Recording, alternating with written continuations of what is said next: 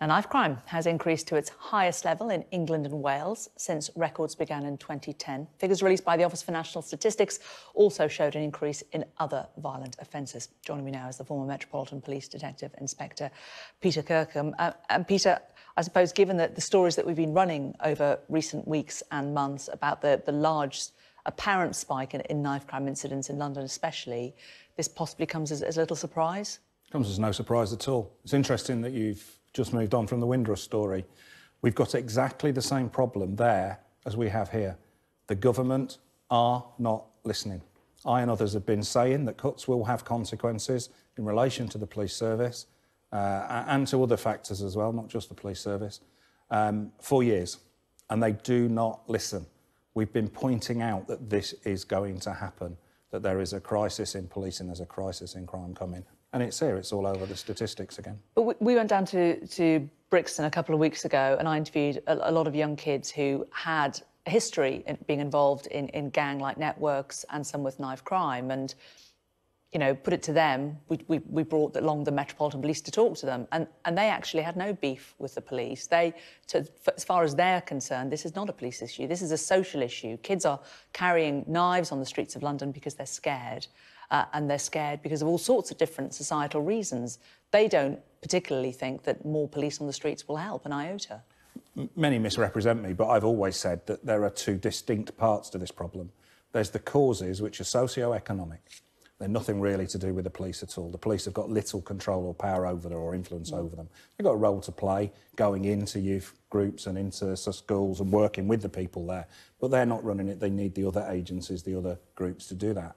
And then there's enforcement when someone's decided to carry a knife despite all that good work or how little or much of it is done.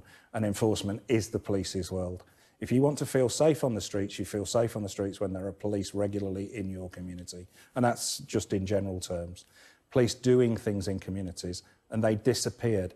In London, Sadiq Khan is trying to improve that. We went down to 1 community officer per ward. We're now up to 2 and hopefully a PCSO as well. So he's pushing things back. But we're nowhere near where we were in 2010, where we had a sergeant, a couple of PCs and a couple of PCSOs per ward. So, you know, these changes have happened. We'll no doubt get the government with the usual excuses. They're in denial about it, as usual. And just like the Windrush thing, Amber Rudd has inherited the policies of her predecessor, who now happens to be the Prime Minister.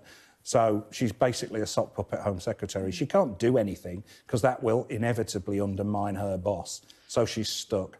But they are not listening. When you look, though, at the overall crime statistics, actually, crime is going down. You know, so they obviously are doing something right. It's just in different areas it's going up, in other areas it's falling. Crime is complex and different types of crime are impacted to greater or lesser extents by police officers.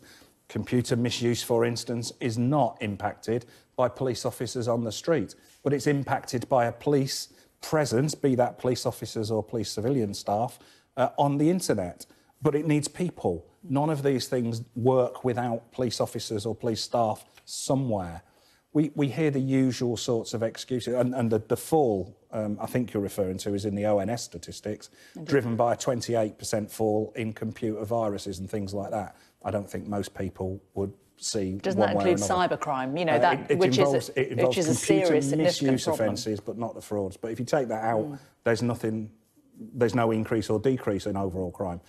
I've been warning about that as well. We've seen the police recorded stats start to creep up. I've said this year, next year we'll start seeing the ONS figures following it because that lags by 2 years. Nobody listens. Nobody's interested in that. You say no one listens, but there's a serious violence task force which is meeting today, the government. Do you not think that, you know, presumably police are represented on that, do you not think that these kind of interventions do make a difference? I'm not sure what the point of it is. It's for the government to listen, which is what you say they're not doing. Well, I don't think they've got the right people on it if they want to be listening. If it's to coordinate activity, maybe. But we've got another talking shop of the great and the good largely. There's a few sort of proper community representatives and what I'd call real people on there as well. But I'm not sure what it is. But the strategy behind it, that it's meant to be monitoring, isn't a strategy at all. It's a few random thoughts on the subject. But we hear every time that, you know, people are getting better at reporting, people are getting better at, the police are getting better at recording. We've got an increase in homicides this time. What are they going to be saying? That the police are getting better at finding bodies? OK, Peter Kirkham, always interesting to talk to you. Thanks very much for coming in. Thank you.